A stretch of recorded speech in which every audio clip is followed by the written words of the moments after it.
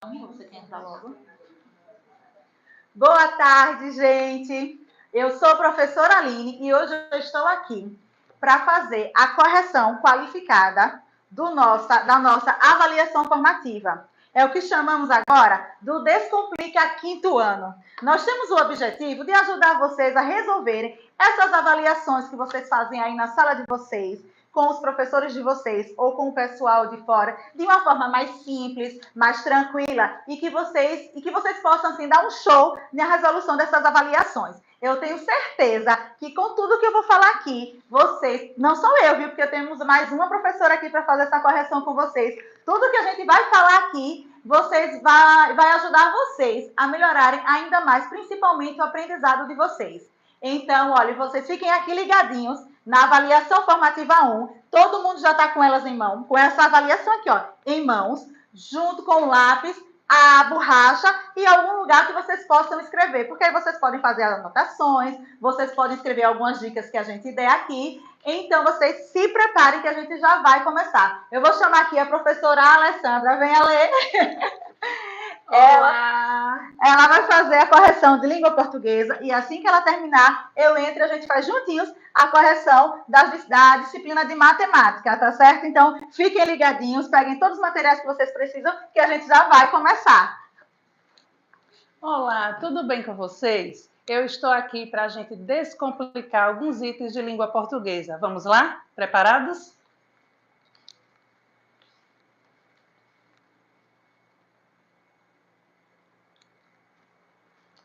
Gente, nós vamos trabalhar a primeira questão. A primeira questão trata-se do gênero textual qual? Isso mesmo, tirinha. Vocês estão afiados, eu tenho certeza disso. Então vamos lá. A primeira coisa que a gente precisa fazer ao se deparar com uma tirinha é fazer a numeração. Vamos lá?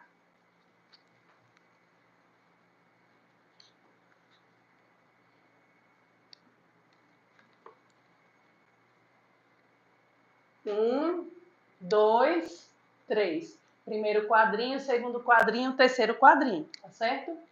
E agora a gente tem que prestar bastante atenção numa coisa. Em quadrinhos, em tirinhas, o que é que a gente observa? É a linguagem verbal e a linguagem não verbal. A linguagem verbal é quando se trata de palavras e frases, como aqui a gente tem nos balões. E a gente tem que prestar atenção também na linguagem não verbal. E o que é a linguagem não verbal? É exatamente quando a gente olha as imagens, porque nós temos imagens que têm um significado, que estão passando mensagens também. Então, a gente precisa combinar isso. Vamos olhar essas duas coisas, a linguagem verbal e a linguagem não verbal, para poder responder ao item. Vamos lá. Vou ler para vocês, tá? Nossa, olha como o Juba corre rápido. Incrível! Será que ele está treinando para as Olimpíadas da Grécia? Olimpíadas? Estranho. O Juba nunca quis saber de ser atleta. Ah, tá explicado. Então agora nós vamos ao item para saber o que é que está querendo da gente, né? No primeiro quadrinho desse texto, a menina demonstra estar. Gente, então a gente vai ter que olhar para o primeiro quadrinho. Lembram que eu falei para numerar? Vejam como foi importante, porque agora eu vou esquecer esses dois e vou diretamente para o quadrinho 1. Então, a menina demonstra estar. Então, eu tenho 3 personagens, mas eu vou olhar para a menina. Nossa! Olha como o Juba corre rápido. Então, como é que será que ela está? Ela está assustada, gente? Será que ela está assustada? Olha aí a expressão facial da menina. Será que é isso? Eu estou achando que ela não está assustada, não. Bom, eu não marcaria essa. Vamos para a letra B para poder ver? Será que ela está admirada? Olha, quando a gente está admirado, normalmente a gente fica o quê? De boca aberta, de queixo caído, né? Será que ela está? Eu acho que ela está. Que ela está de boca aberta, ela está bem admirada. Então, eu marcaria essa aqui. Essa daqui não. Mas eu não vou passar para as outras agora, tá certo? Eu vou para a letra C e vou para a letra D, para eu ter certeza absoluta de qual é a resposta. Será que ela está confusa? Será que ela está meio assim, sem entender as coisas, meio atrapalhada? Eu acho que não também. Olhando para a fisionomia dela, não. Será que ela está curiosa, querendo saber alguma coisa? Também acho que não. Mas se eu olhar novamente para essa palavrinha aqui, ó, aí eu vou ter certeza que ela está admirada, porque é uma interjeição que demonstra o sentimento dela. Então ela está dizendo assim: nossa, ela está bastante admirada com o que ela viu aqui nessa sequência, tá certo? Então a resposta é letra B. Vocês marcaram letra B? Marcaram? Que coisa maravilhosa, né? Eu sei que vocês estão arrasando, gente. Agora nós vamos para a próxima questão. Se preparem aí.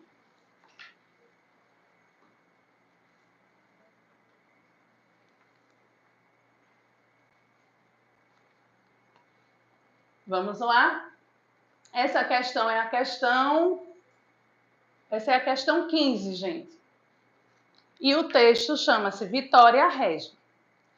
Conta-se que, há muito tempo, a lua vivia escondida entre as nuvens e todas as vezes que aparecia na aldeia, levava com ela a indígena mais bonita, para que se transformasse em uma estrela. Uma das moças, Nayá, passava as noites esperando que fosse escolhida pela lua, mas nunca acontecia. Então, a pobre indígena passou a não comer mais e foi ficando pálida e fraca. Certa noite, se debruçou na beira do rio quando viu o reflexo da lua nas águas. Desesperada, se jogou no riacho, achando que finalmente a lua a havia buscado e morreu. Tupã, o deus dos indígenas, ficou com muita dó da moça e, como recompensa, a transformou em uma linda flor, a Vitória Régia, que se abre como uma linda estrela nas noites de lua cheia. Gostaram do texto? Vamos lá? É uma lenda, não é? Tenho certeza que vocês já viram isso na sala de aula de vocês, que o gênero textual é uma lenda. Então, vamos agora responder a questão 15. O que é que diz o item? No trecho, mas nunca acontecia. Na linha 5, vamos marcar aqui a linha 5. Mas nunca acontecia. Na linha 5, o termo destacado estabelece relação de. Então, a gente precisa ver que a conjunção que está aqui marcada, que ela está em negrito e está sublinhada, é porque a gente precisa olhar bastante para ela, certo? A gente tem que ficar ligado nessa palavra que está destacada. Então, vamos lá. Normalmente, a gente precisa numerar o texto, ó, para poder facilitar na hora que a gente for analisar, tá certo? Pronto. Agora sim. Agora eu vou procurar onde está, mas nunca acontecia, para poder marcar também. É na linha 5. Pronto. Então, agora vamos lá. Agora estamos preparados para analisar. Na letra A, adição. Então, esse mais significa adição? O que é adição, gente? Na matemática, a gente sabe que adição é somar. E na língua portuguesa, será que o sentido é o mesmo?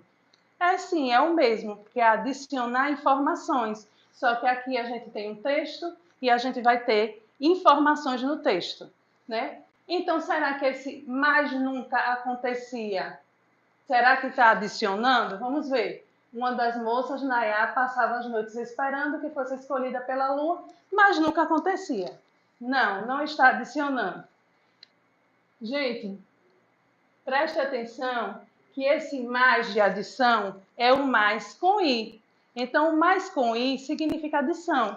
Só que o mais sem o i, ele significa outra coisa. Vamos analisar. O i também, ó, é adição, que está juntando uma informação com outra, tá certo? Vamos para a letra B. Então, esse eu já vou excluir, tá? Vamos para a letra B. Será que significa conclusão? Vamos pensar, será que é? Eu estou achando que não é conclusão, não. Será que a gente poderia colocar aqui, então nunca acontecia? Não, também não cola aqui. E na letra C, explicação? Quando a gente pensa em explicação, eu penso logo no porquê. Quando a gente vai explicar alguma coisa, a gente vai direto pensando no porquê. Então, tem a ver com o sentido de porquê, de explicação? Também não. Só sobrou letra D, mas eu tenho que ver se é isso mesmo. Na letra D, oposição. Eu acho que é uma boa resposta. Gente, o mais, ele dá a entender oposição. E a gente sempre precisa ler o que é que tem antes, certo? Para a gente poder entender. Então, passava as noites esperando que fosse escolhida pela lua, mas nunca acontecia. Então, sempre a segunda frase que começa pelo mais, ela vai se opor à frase anterior. Vou dar exemplo para vocês. Eu queria ir ao cinema, mas eu não tenho dinheiro. Então, não vou ao cinema porque eu não tenho dinheiro, né? Eu queria ir à praia, mas está chovendo. Então, a gente vê que há uma oposição. Então, letra D é a resposta certa. E aí, tudo ok? Marcaram essa?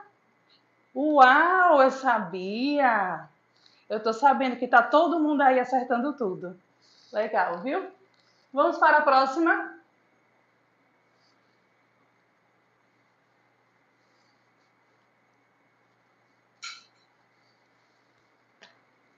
Gente, um golinho de água, né? Vocês bebam água também, certo? Para se hidratar aí. Vamos lá para a questão 16. Olha só.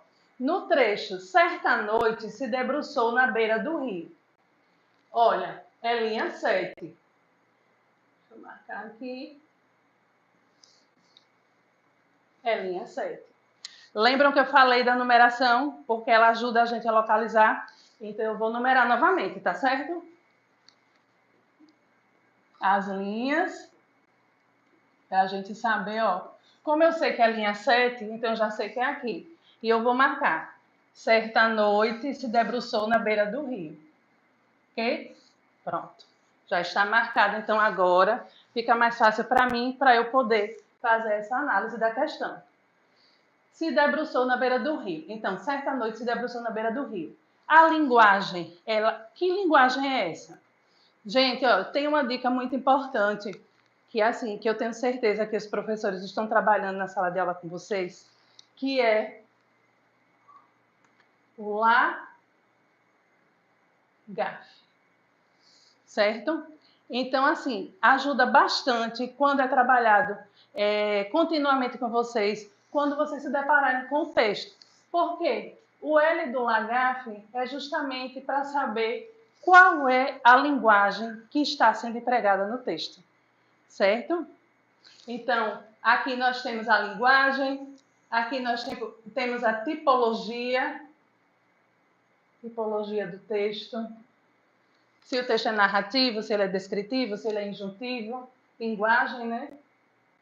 Linguagem.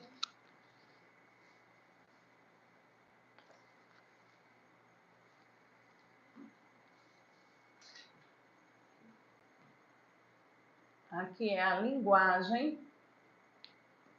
Tipologia. Gênero, o gênero do texto. O A de assunto. E o F, finalidade do texto. No item, não está pedindo nenhum desses outros, né? Mas está pedindo a linguagem. E que linguagem é essa? A linguagem ela pode ser uma linguagem formal, que aí tem na letra B tem essa opção. Uma linguagem informal, científica, poética, regional, e é isso que a gente vai procurar saber agora. Então, será que é letra A, linguagem científica? Vamos ver. Certa noite se debruçou na beira do rio. Gente, linguagem científica, vamos pensar aqui. Quando a gente pensa em linguagem científica, a gente pensa logo o quê? Ciência. Ciência, a gente pensa o quê? Universidade, né? Cientistas, pesquisadores. Esse texto tem a ver com essa linguagem? Uma linguagem com termos técnicos, aquela linguagem mais difícil? Não, né? Então, eu já de cara já descarto a letra A. Letra B, será que é uma linguagem formal? Então, vamos pensar. O que é uma linguagem formal e o que é uma linguagem informal? Para a gente entender o que é a linguagem formal. A linguagem formal é aquela linguagem que a gente tem com o nosso colega, que vocês têm aí na hora do recreio com seus amiguinhos, que não tem aquela preocupação, aquele rigor, que fala gíria, no WhatsApp, quando a gente manda abreviado uma mensagem para alguém. Então, isso aí tudo é possível, isso é a linguagem informal. É a linguagem informal que a gente está vendo aqui? Não, então a gente está vendo que está respeitando a gramática, a gente está vendo que respeita as regras, a pontuação. Então, essa é a linguagem padrão da língua portuguesa. Então, é a linguagem formal. Então, eu gostei muito dessa resposta aqui, mas eu não vou logo marcando. Eu vou pensando nas demais, porque eu só marco quando eu tenho certeza absoluta, porque eu não sou boba de perder uma questão. Então, vamos lá. Letra C, poética. Será que é poética? Vamos ver. Gente, poética, poema. Poema tem o quê? Rimas, estrofes, não é assim? Versos. A gente está vendo isso aqui nesse texto? Versos, rimas, estrofes. Não, a gente vê parágrafos, a gente vê as linhas, né? Então, a gente vê logo que não é uma linguagem poética. Então, a gente já vai descartando a letra C. É uma linguagem regional? Bom, e o que é uma linguagem regional? É uma linguagem típica de uma região. Então, nós estamos no Nordeste.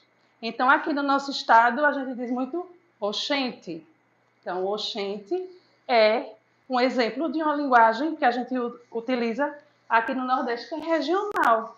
Então, será que aqui, ó, certa noite se debruçou na beira do rio, essa frase, desse jeito, só se diz numa região?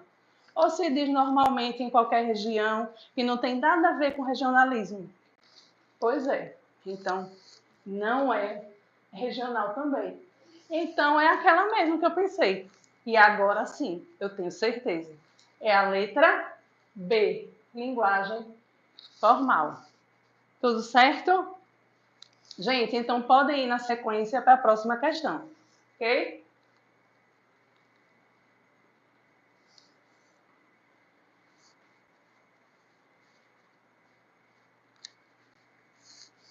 E aí, tudo certo? Estão na questão 17? Todos acertando? Eu estou achando que todos estão acertando. Vocês estão demais, viu? Muito bem. Vamos lá para a questão 17 agora. No trecho, quando viu o reflexo da lua nas águas, na linha 7, certo? O termo destacado foi utilizado para... Vamos ver. Na linha 7, não é isso? Aí a gente vai lá para a linha 7 localizar. De novo, ó. Se eu já tenho a 5 aqui, ó. 6, 7. Aí eu vou grifar, tá certo? Olha aqui. Certa noite se debruçou na beira do rio quando viu o reflexo da lua nas águas. O termo destacado foi utilizado para... Só que quando eu olho no trecho, eu vejo que a palavra quando, ela está destacada. Ela está em negrito, né? E ela está sublinhada. Então, ela está destacada duplamente. Então, eu vou olhar muito mais para ela, certo? Olha aqui. Então, vamos lá. É para apontar modo? Seria isso, apontar modo? Então, quando eu penso nessas palavras aí que estão aparecendo, eu penso logo em quê? Eu penso logo em advérbio. Existe o advérbio de modo, né? E eu posso dar um exemplo, né? Eu resolvi as questões lentamente. Então, é um exemplo de um advérbio de modo. Foi a forma, foi o modo que eu estava respondendo as questões. Então, tem a ver com esse trecho? Quando viu o reflexo da lua nas águas? Eu acho que não tem nada a ver, né? Não. Então, aqui eu já vou descartando.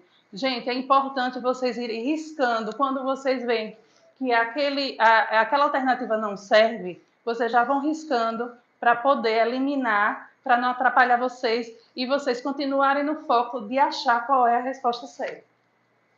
Vamos lá, letra B. Indicar lugar. E no advérbio de lugar, pode ser aqui, ali, né? Aqui eu falei lentamente, não foi? Eu dei esse exemplo.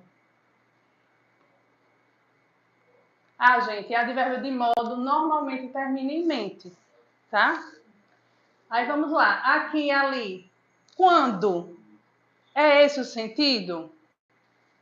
Não é esse o sentido também. Então, eu já posso também descartar aqui, ó.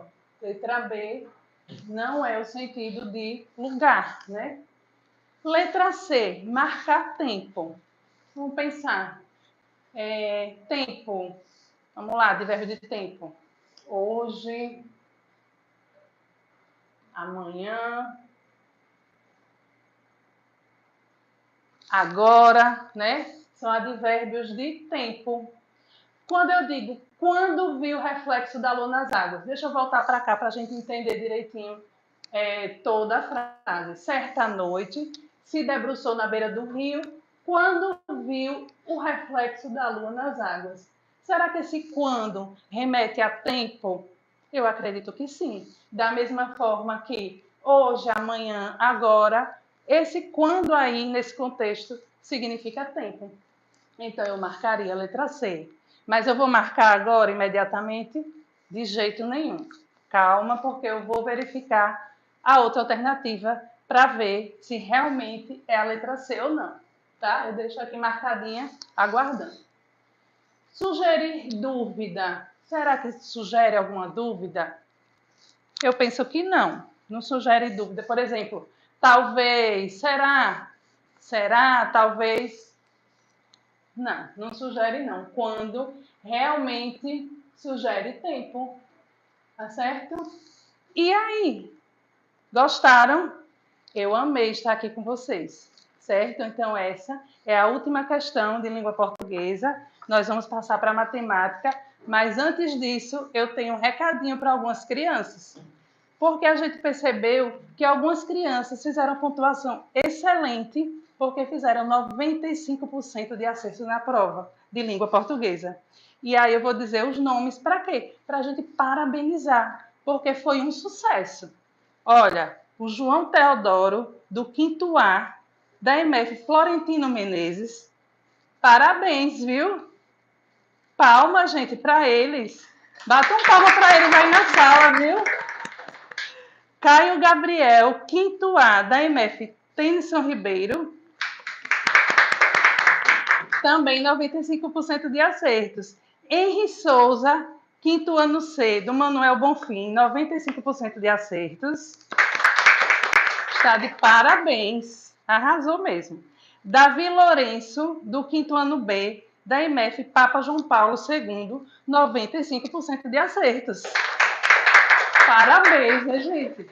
Gente, muito obrigada. E agora vocês fiquem com a professora Aline, que ela vai trabalhar matemática. Oi, gente, estou aqui de volta, tá? E olha, só um recadinho importante antes de a gente começar a matemática. Nós não vamos conseguir fazer aqui com vocês todas as questões do simulado. São várias questões e assim não daria tanto tempo para a gente fazer. Mas olha, não vou mentir que eu ia adorar ficar aqui com vocês a tarde todinha respondendo essas questões. Mas as outras questões, as que a gente não corrigiu aqui, serão respondidas por vocês aí na sala de aula, junto com os professores de vocês. Serão corrigidas com vocês, para vocês também tentarem identificar os acertos e quais foram os erros que vocês cometeram, que é para nas próximas avaliações não cometerem mais, tá certo? Por isso que a Alessandra, ela não fez todas as questões, ela pulou algumas justamente por isso, porque são 22 questões, tanto de língua portuguesa, tanto quanto de matemática também. São 22 questões e não ia dar tempo, tá certo? Então, fiquem ligadinhos. Tenta acompanhar aqui. A gente sempre vai dar um tempinho para vocês localizarem aí na prova de vocês as questões que a gente vai responder. Tá certo? Vamos continuar agora com a matemática.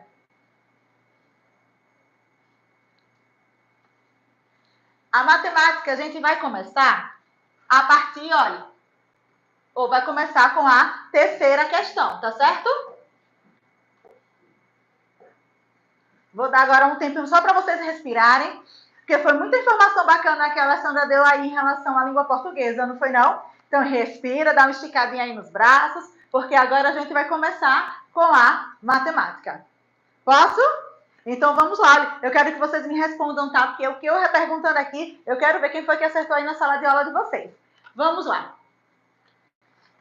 O que é que a gente está fazendo aqui? A gente está pensando as questões para a gente ajudar a analisar essas questões, para a gente pensar juntos e descobrir as melhores estratégias para responder essas questões, esses problemas de matemática, assim, porque vai desenvolver bastante o raciocínio lógico de vocês aí em sala de aula, tá certo? Então, fiquem atentos e vamos começar. A terceira questão diz o seguinte: o tempo de vida aproximado de uma águia é de 60 anos. Esse tempo equivale a quantas décadas? E aqui nós temos as respostas. As possíveis respostas: 5, 6, 10 ou 12 décadas. Então, vamos analisar cada coisinha dessa aqui que tem no nosso problema para achar a resposta correta, tá certo? Vamos lá. Ele diz que o tempo de vida, ou seja, é de 60 anos. O tempo de vida da águia é de aproximadamente 60 anos. E ele quer saber quantas décadas. Ou seja, ele quer transformar os anos em décadas. E vocês já sabem o que são décadas? Quantos anos equivalem uma década?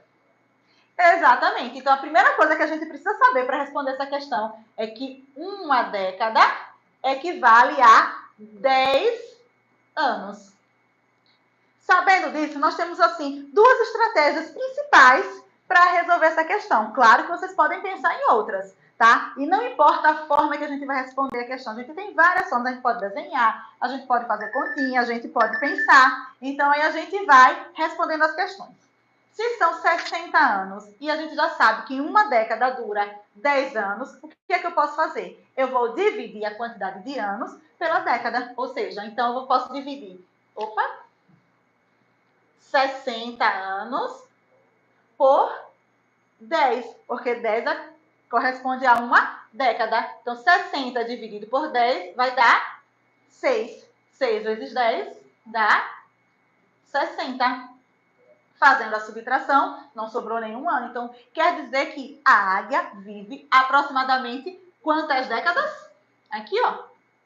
O quociente corresponde à resposta de quantas décadas a águia vive. Então, já posso vir aqui, ó, e marcar a resposta que eu encontrei, que é a resposta correta. Porque, olha, tem duas estratégias importantes que a gente precisa pensar. A gente precisa identificar qual é a operação que a gente vai resolver e como é que a gente vai resolver essa operação. Tá certo? E aí, vocês conseguiram achar a resolução certinha? Eu vi que um montão de gente acertou essa questão. Eu achei que ela estava bem facilzinha, não era não? Eu concordo com vocês. E outra estratégia que eu também já vi gente fazendo é contando as décadas, ou contando de 10 em 10 até chegar o total. Por exemplo, 10, 20, 30, 40, 50, 60. Achei, olha, já a resposta sem nem precisar fazer uma continha. Tá certo? Então, posso passar para a próxima? Boa, gente. Vamos lá.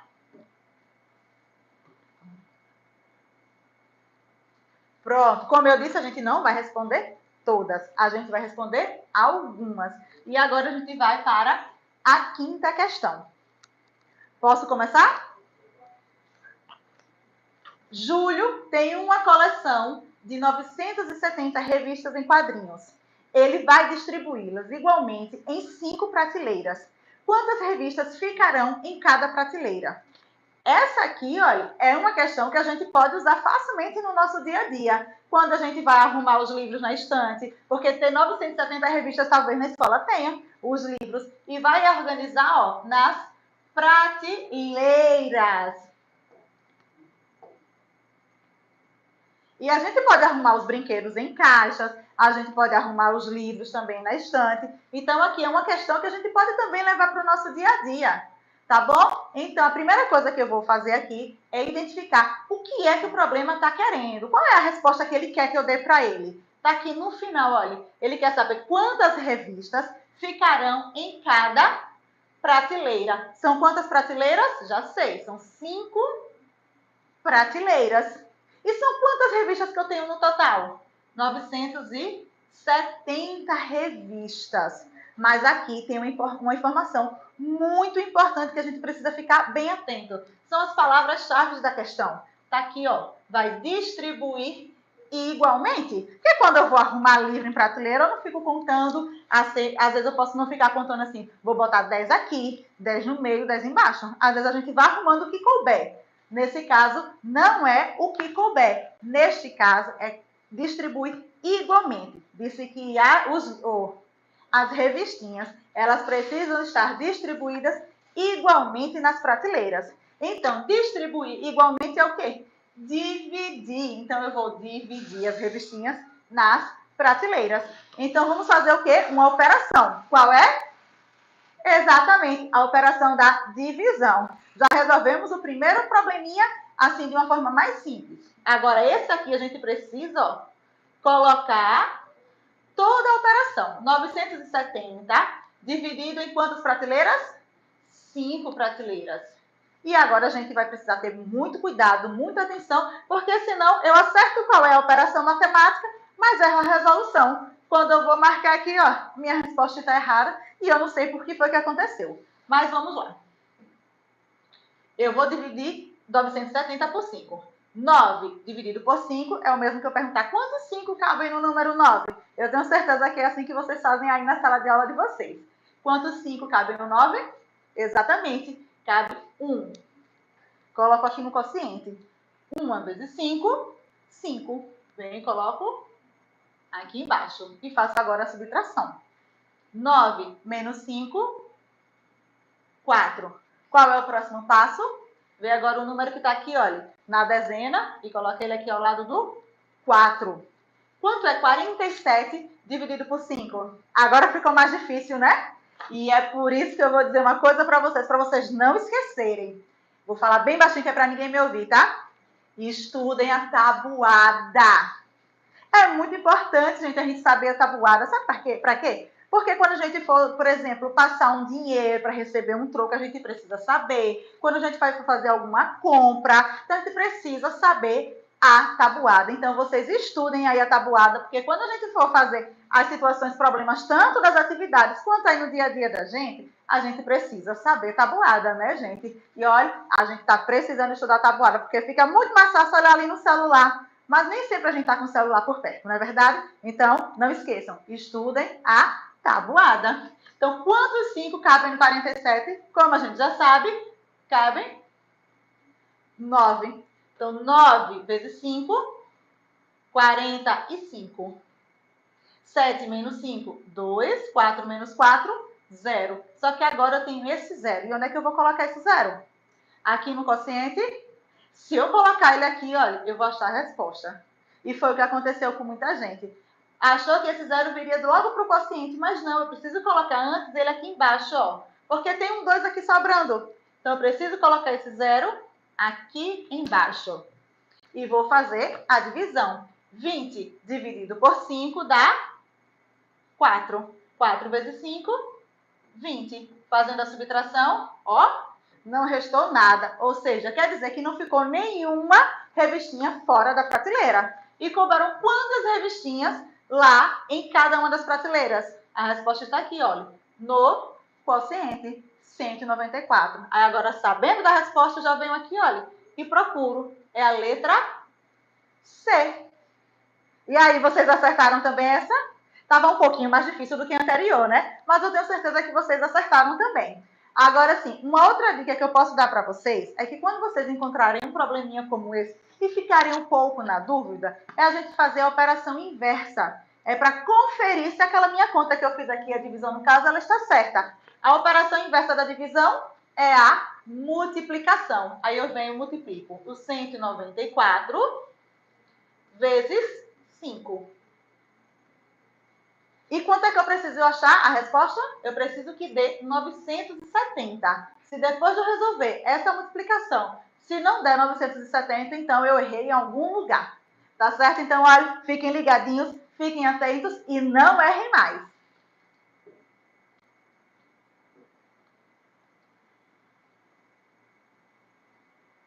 Enquanto vocês passam aí para a 7ª questão e a gente dá mais um respirozinho, eu vou parabenizar alguns alunos, porque, diferente de português, vários alunos fizeram 100% da prova de matemática. Gente, vocês estão dando um show. Eu vou citar aqui alguns alunos e, olha, parabenize esses colegas de vocês na escola. E eu tenho certeza que se vocês continuarem se dedicando do jeito que eu estou vendo que vocês estão aí na sala de aula de vocês também vão fazer 100% das provas, tá certo? Vamos lá.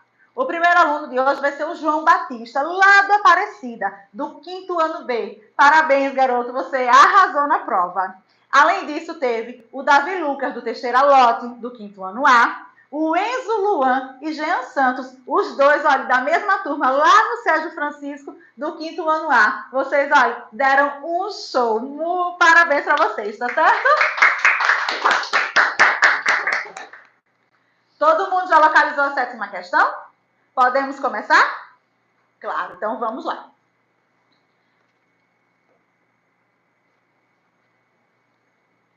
Durante o ano de 2024, uma fábrica produziu 6.500 toneladas de queijo mussarela e 1.750 toneladas de queijo prato. Ou seja, é uma fábrica de queijo. Produz queijo mussarela e também produz queijo chamado queijo prato. A pergunta: quantas toneladas de queijo mussarela foram produzidas a mais do que queijo prato? E aqui eu tenho as opções, certo? A primeira coisa que eu preciso saber quando eu pego um problema matemático é descobrir o que é que ele quer de mim. O que é que ele quer que eu responda para ele? Ele quer saber o quê? Quantas toneladas de queijo mussarela foram produzidas a mais do que de queijo prato. Então, olha, preste atenção nessas informações. Quantas toneladas de mussarela foram produzidas a mais? Esse a mais aqui confundiu aí, ó, um montão de vocês. Pode ter certeza disso. Então, por quê, tia? Porque às vezes, quando a gente coloca esse mais, a gente vai logo pensando que é uma conta de adição. Lembra o que a tia Alessandra falou momentos atrás? Que a adição é quando a gente junta, quando coloca mais. Aqui muita gente achou. Só que aqui não seria uma adição. Por quê? Porque ele não quer saber o total de queijo que essa fábrica produziu.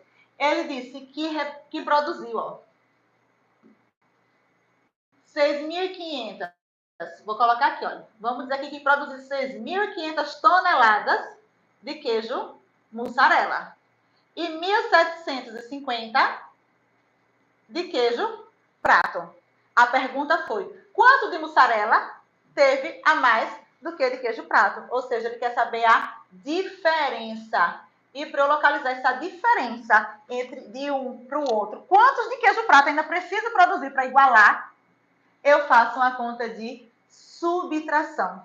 Quando eu pergunto quanto a mais ou quanto a menos, todos os dois querem dizer a mesma coisa, que é uma conta de subtração, porque eu estou calculando a diferença, tá certo? Então, assim, eu vi que algumas crianças se confundiram aí. E se a gente somar, olha, 6.500 com 1.750, a gente vai sim, olha, achar a resposta, vai dar 8.250. Ou seja, o probleminha que é pegar a gente. Mas agora a gente tá, olha, ligadinho e não vai mais cair nessa. Então,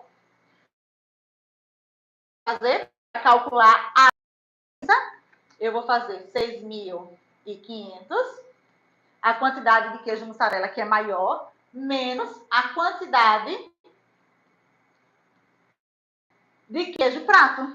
E agora eu vou conseguir identificar quanto a mais de mussarela eu tenho do que de queijo prato. Vamos lá. Fazendo nossa conta de subtração, eu vou dizer quanto é 0 menos 0? Fácil, hein? 0. E 0 menos 5. Aqui, o 0 menos 5, a gente não pode agora nesse probleminha aqui, tirar 5 do 0, não é verdade?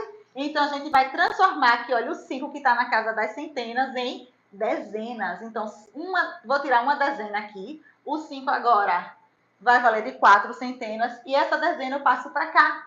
Então, agora eu tenho, olha, 10. Quanto é 10 menos 5? Vai dar 5. E agora, 4 menos 7. Agora aqui, ó, a gente está fazendo a continha na casa das centenas. 4 menos 7. Então, nesse probleminha aqui, eu não posso fazer. Então, o que é que eu vou fazer? Eu vou pegar agora a unidade de milhar e vou transformar em centenas. Eu tiro uma unidade de milhar, eram 6, agora ficam 5. E vou transformar aqui, ó, e vou botar para cá.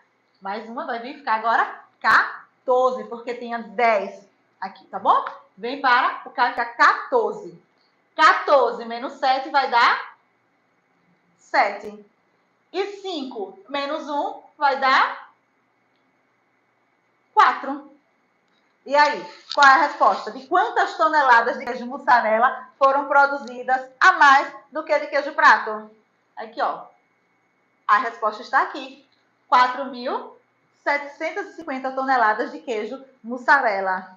E aí, professora, como é que eu posso fazer para saber se minha conta está certa?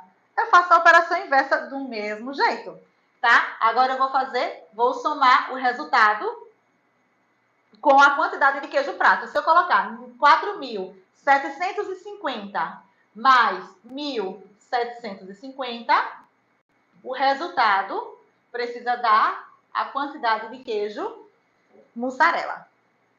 Tá certo? Então, aí, quando vocês quiserem fazer, quando vocês estiverem um pouco na dúvida, é só fazer a operação inversa que ela vai lhe provar se a sua conta ficou correta ou se ela precisa de um ajustezinho em algum lugar. Tá certo? Então, olha, duas coisas. Identificamos qual é a operação a ser realizada e prestamos muita atenção ao resolver a continha. Tá certo?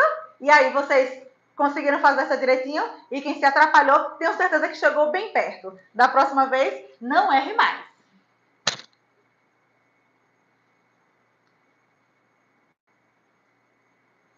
Vamos agora para a 14ª questão. Então, passe aí as páginas até chegar na 14ª questão. Tá certo?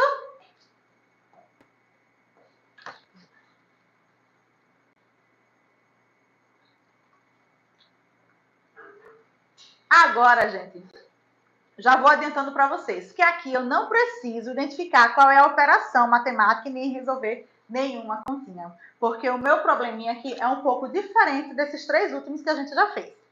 Tá certo? Então, qual é o problema que eu tenho aqui? Veja a decomposição de um número, ou seja, eu tenho um número que ele está decomposto, tá? Ele não está um número formado, ele está decomposto. 3 dezenas de milhar, 4 unidades, mais 4 unidades de milhar, mais 5 dezenas, mais 8 unidades. E eu já vou avisando a vocês aqui que teve um erro que vocês por falta de atenção. Acredita num negócio desses?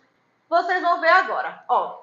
Quando eu tenho um número decomposto, a primeira coisa que vocês podem fazer para não errar esse tipo de questão é desenhar um quadro valor de lugar. Certo? E aí a gente vai preencher esse quadro valor de lugar de acordo com as ordens que eu tenho aqui. Vamos lá. 3 dezenas de milhar. Então eu vou colocar aqui, olha, que eu comece na dezena de milhar. Para não ter erro, porque nem sempre tem todas as ordens. Para não ter erro, eu vou completar aqui sem nem olhar lá em cima. Então, olha, antes da dezena de milhar, vem a unidade de milhar. Antes da unidade de milhar, a gente já sabe que vem a centena. Antes da centena, vem a dezena. E, por último, a unidade. Eu também posso começar da unidade e chegar até a dezena de milhar. Tá? Mas assim, eu acho muito mais tranquilo a gente começar lá do começo. Porque aqui, de repente, eu posso não ter as unidades. E eu vou explicar por quê. A pergunta é, qual é o número representado por essa decomposição? Então, agora eu só preciso saber qual é o número representado nessa decomposição. Depois que eu coloquei o quadro valor de lugar aqui, com todas as ordens certinhas, certo? Da dezena de milhar, que foi a primeira, até as outras, eu vou preencher. Ele disse que tem 3 dezenas de milhar. Eu vou colocar aqui, olha, 3 dezenas de milhar. Ele disse que tem 4 unidades de milhar. Então, eu vou colocar 4 na ordem das unidades de milhar. Ele diz agora que tem 5 dezenas. Então, eu vou pegar o número 5 e vou colocar na ordem das dezenas. Tá aqui. E agora eu tenho 8 unidades. Então, esse 8 eu coloco aqui, olha, na casa das unidades. Se vocês prestarem atenção, ficou aqui um local vazio. Que ele não fala aqui, ó, em centena. Mas não é porque ele não fala que a centena não existe. Porque para chegar lá na dezena de milhar, tem que ter alguma coisa aqui na centena. Então, qual seria o número das centenas? Ele que nesse número aqui, olha, eu não tenho nenhuma centena. Mas esse zero precisa estar aqui. Eu não posso simplesmente dizer que o número formado seria 3.458. Não, porque ele precisa ter algum número aqui na centena. Senão, quem estaria na centena era o 4. O 4 era a centena? Não é. Então, gente, ó, precisa ter atenção. Então, faz o quadro da ordem. Coloca lá do primeiro que tem lá e vocês mesmos vão completando, que vocês já estudaram aí na sala de aula de vocês. Não é verdade? E vai preenchendo os números. Quando não tenho nada, eu vou lá e coloco um 0. Porque aqui está dizendo que eu tenho 8 unidades. Esse número é composto por 8 unidades, 5 dezenas, nenhuma centena, 4 unidades de milhar e 3 dezenas de milhar. Então, agora já sei, olha, qual foi o número que foi formado? Exatamente, 34.058. Agora eu venho aqui com bastante atenção e vejo, olha, não é 3.458, não é 30.458, ó, 34.058, boa resposta. Está aqui. E também não é 34.580. Então, para a gente não errar, não se atrapalhar, porque é muito fácil a gente se atrapalhar na questão como essa. A gente faz o quadro de valor de lugar e preenche. Posso contar com vocês se da próxima vez que vocês tiverem uma questão ou na avaliação que os professores passarem para vocês, posso contar que agora vocês vão desenhar um quadro de valor de lugar e preencher certinho? Então, tá bom. Vamos para a próxima questão. E antes de irmos para a questão de número 19, eu vou dar os parabéns para mais alguns alunos que arrasaram e fizeram 100% da prova. Ou seja, eles não erraram nenhuma questão de matemática. Deram show, hein?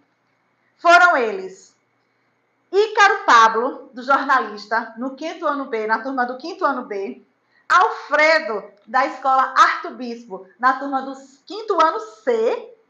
Cícero Rafael e Laura Evelyn, lá do Diomedes, todos dois da turma do 5º ano A. Ainda lá no Diomedes teve Miguel Souza, só que ele da turma do 5º ano B. Parabéns, crianças, vocês deram um show também de aprendizado, tá bom?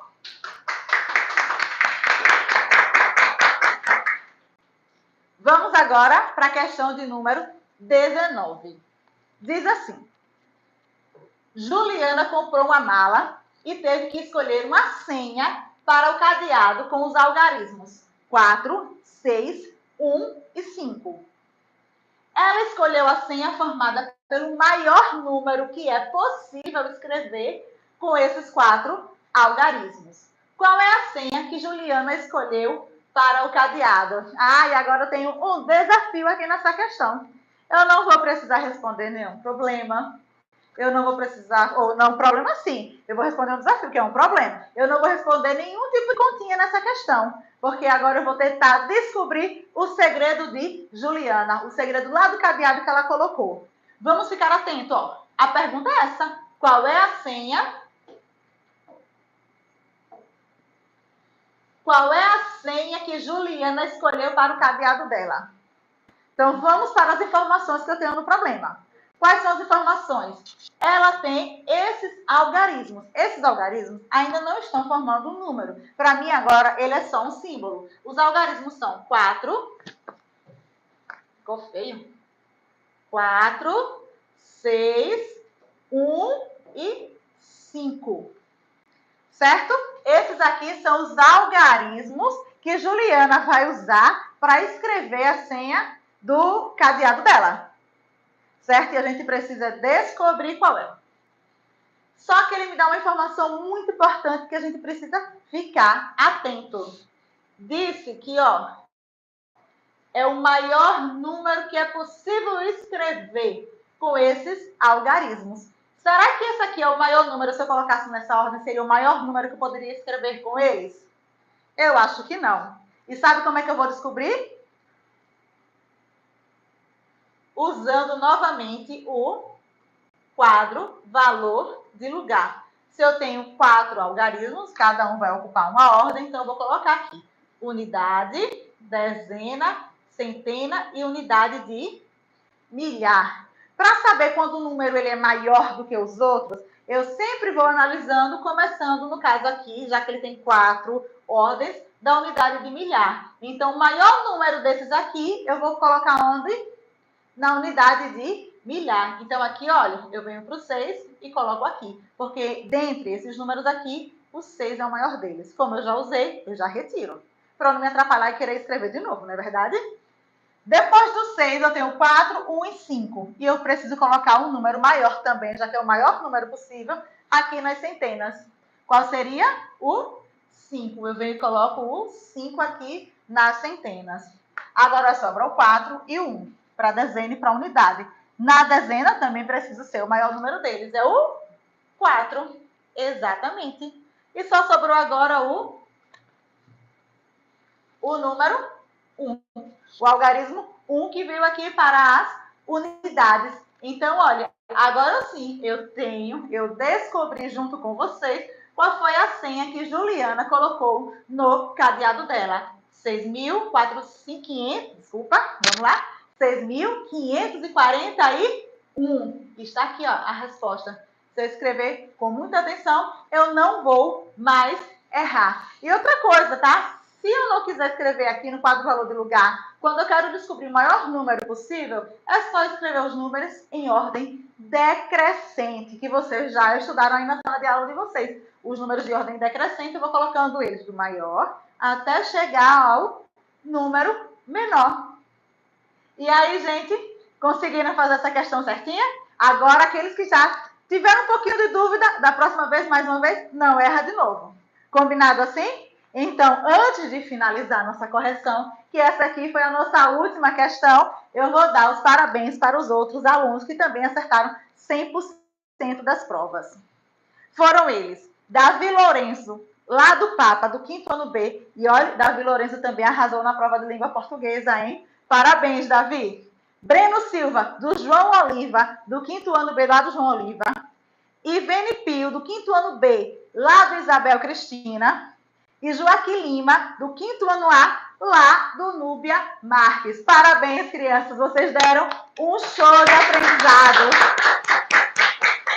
E eu vou dizer uma coisa, tá? Tiveram muitas crianças que acertaram 95% também da prova. Ou seja, errou só uma questãozinha de matemática. Mas aí hoje eu só consegui trazer os que acertaram 100% da prova, tá certo? Mas vocês também estão de parabéns. Eu gostaria, antes de ir embora, de me despedir de vocês, agradecer aos professores de vocês que estão aí na sala de aula de vocês, pelo apoio, por deixarem a gente entrar na sala de aula de vocês para conversar com vocês. Agradecer toda a equipe diretiva, gestora, as apoiadoras também, que estão aí na sala de aula de vocês, por todo esse suporte que está dando para a gente hoje aqui, tá certo? Então, eu espero que vocês tenham aproveitado e eu estou contando que nas próximas avaliações vocês não vão mais errar, não essas questões aqui, mas outras questões parecidas, semelhantes, porque vocês vão fazer com muito mais atenção e agora vocês já estão ligadinhos em algumas palavras-chave, algumas frases, algumas dicas, não é, Alessandra? Tanto de língua portuguesa quanto de matemática. Vem cá, Alessandra. Muito obrigada, Lê. E até a próxima, gente. Até a próxima, gente.